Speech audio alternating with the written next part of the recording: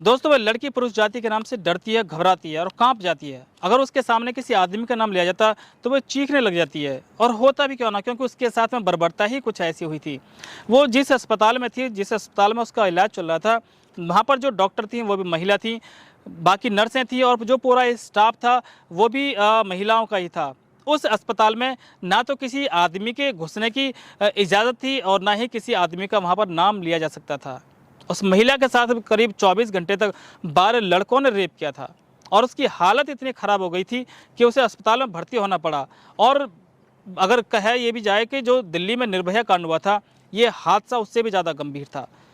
और इतना गंभीर हादसा होने के बाद में लड़की का डरना और चीखना स्वाभाविक था।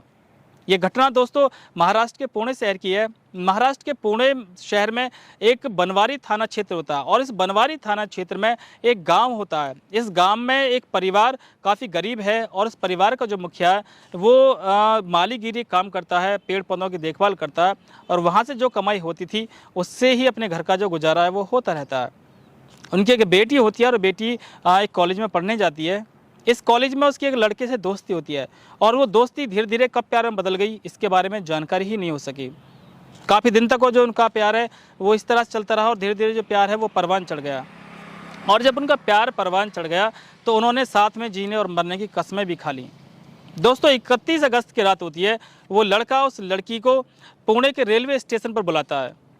रात के करीब 10 बज रहे थे। वो लड़की पुणे के रेलवे स्टेशन पर पहुंच जाती है और पुणे के रेलवे स्टेशन पर पहुंचने के बाद उस लड़के का वहीं बैठकर इंतजार करने लगती है।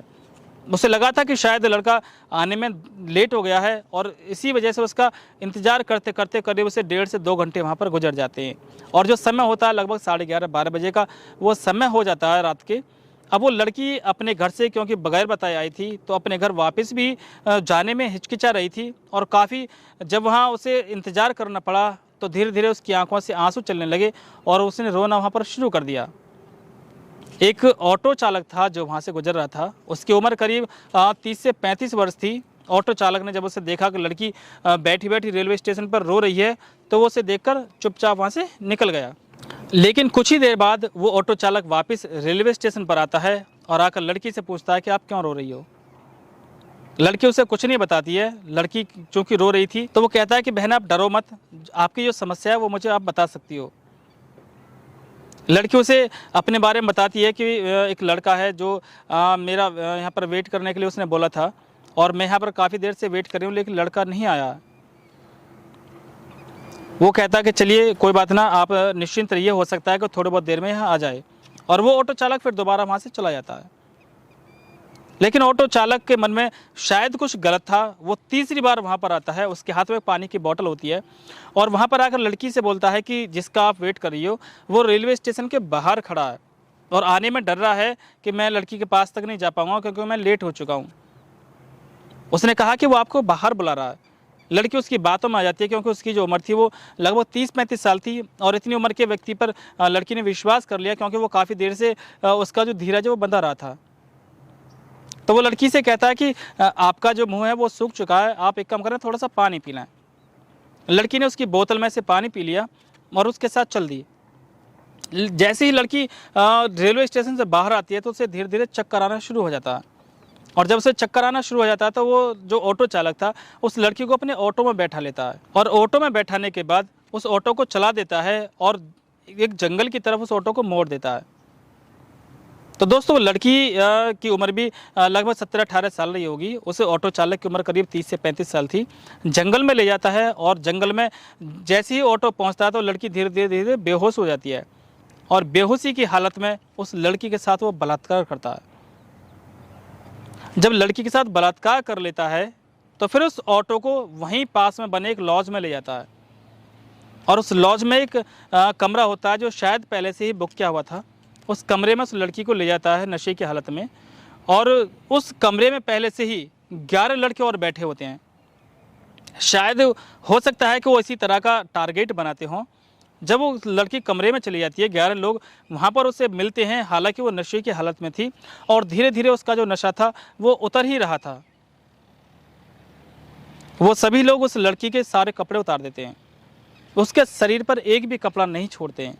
लड़की जैसे होश में आती है तो बहुत ही बेकार महसूस करती है, बहुत ही शर्म महसूस करती है और उनसे रो रो कर ये रिक्वेस्ट करती है कि आप मुझे मेरे घर तक पहुंचा दो। लेकिन उन 12 दरिंदों में से किसी को भी उस पर ना तो दया आई और ना ही रहम आया।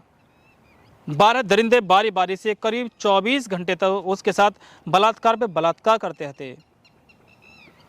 लड़की की हालत इतनी ख़राब हो चुकी थी कि वो शायद उठ भी नहीं पा रही थी। वो बार बार रोती है, चीखती है, खाने के लिए मांगती है, पीने के लिए मांगती है, लेकिन ना तो उसे कोई खाने के लिए दे रहा था, ना उसे कोई पीने के लिए दे रहा था और शायद ही उसकी चीखने की आवाज़ बाहर तक पहुंच पा रही थी। लॉज में और भी बहुत सारे कमरे थे, लॉज में स्टाफ और भी बहुत सारा रहता, लेकिन शायद उसकी चीख कोई भी वहाँ नहीं सुन पा रहा था। या फिर हो सकता है कि लॉज वाले भी इस दुष्कर्म में शामिल हो, इस गलत काम में शामिल हो सकता है कि जो 12 लड़के थे उनमें लॉज वाले भी शामिल हों और हो सकता है कि इसी तरह की दरिंदगी उस लॉज में वहाँ पर होती रहती हो। जब 24 घंटे गुजर जाते हैं और सब बारी बारी से उसे अपना शिकार बनाते रहते हैं तो उनमें से एक लड़के को थोड़ी दया आ जाती है और मौका पाकर उस लड़की को वहाँ से ले जाकर वो फरार हो जाता है।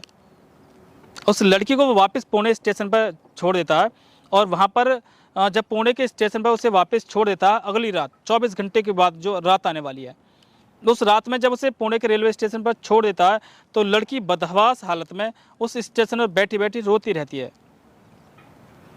इस स्टेशन पर 2 सफाई कर्मी होते हैं जिनकी नज़र उस लड़की पर पड़ती है और लड़की पर नज़र पड़ने के बाद वो एक ही बार में समझ जाते हैं कि शायद इसके साथ कुछ गलत हुआ है। लेकिन जो दोनों सफाई कर्मी थे वो उस लड़की के पास आते हैं और उसे बहला फुसलाकर अपने साथ ले जाते हैं।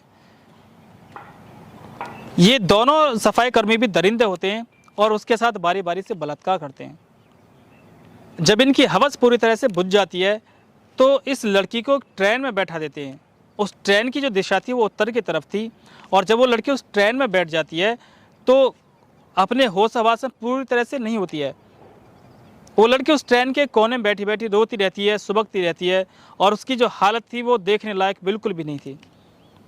ये ट्रेन उसे कई सौ किलोमीटर दूर ले जाती है और जहाँ पर वो ट्रेन रुकती है वो चंडीगढ़ रेलवे स्टेशन होता है। जब चंडीगढ़ रेलवे स्टेशन पर वो ट्रेन पहुँचने ही वाली थी उससे पहले एक पुलिसकर्मी को उस लड़की पर नज़र पड़ती है और वो पुलिसकर्मी उस लड़की को देखकर एक बार में समझ जाता है कि शायद इसके साथ कोई दरिंदगी हुई है। वो पुलिसकर्मी उससे बात करना चाहता है और उसके हालात जानना चाहता है। चूँकि पुलिसकर्मी भी एक आदमी ही था इसलिए वो लड़की उससे बात करना नहीं चाहती और जैसे वो उसके नज़दीक पहुंचता तो वो चीखने लग जाती है। इस पुलिसकर्मी ने कई बार प्रयास करा उससे बात करने का, लेकिन ये लड़की उससे बात नहीं कर पाती है। उस पुलिसकर्मी ने इसकी जानकारी CWC यानी चाइल्ड वेलफेयर कमेटी को दी और चाइल्ड वेलफेयर कमेटी से एक महिला अधिकारी वहां पर पहुंचती है। वो पुलिसकर्मी उसे बताता है और जब वो महिला अधिकारी उस लड़की के पास पहुंचती है तो लड़की उससे भी असहज महसूस करती है। लेकिन मैं तारीफ़ करना चाहूँगा इस महिला अधिकारी की।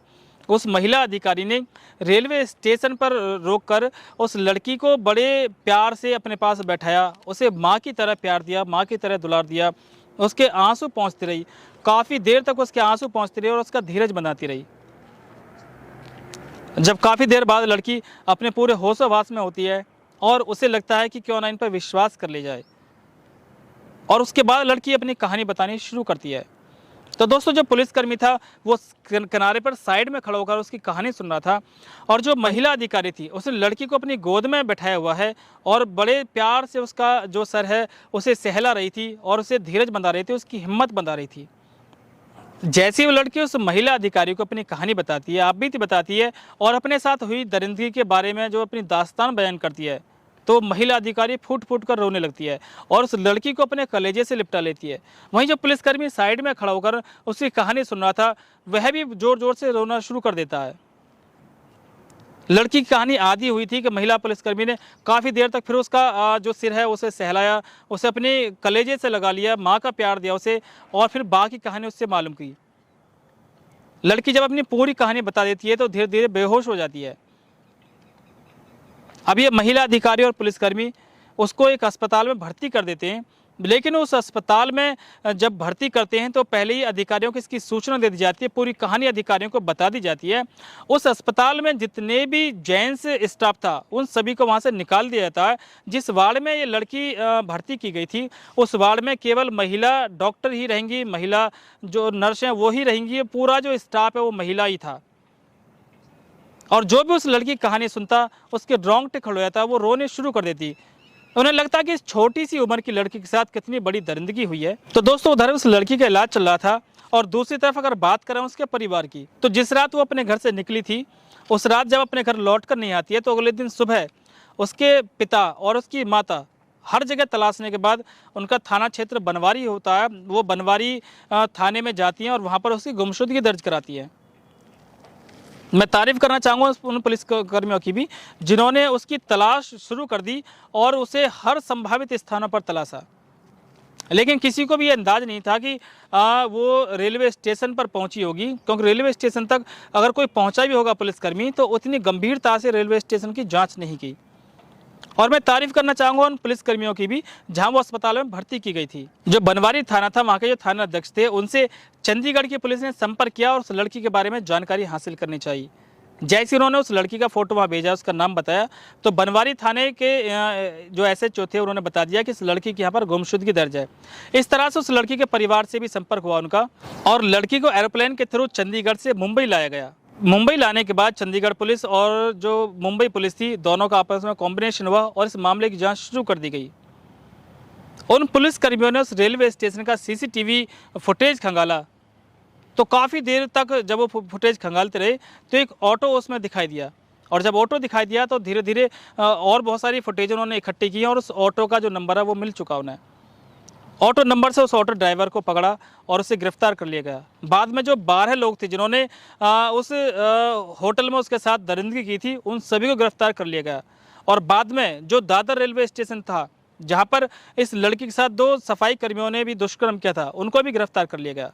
इस पूरे मामले को पुलिस ने इतनी गंभीरता से लिया कि सारे जितने भी इसमें अपराधी थे, जितने भी दोषी थे, सभी को गिरफ्तार कर लिया गया और लड़की की हालत काफ़ी दिनों में जाकर ठीक हुई।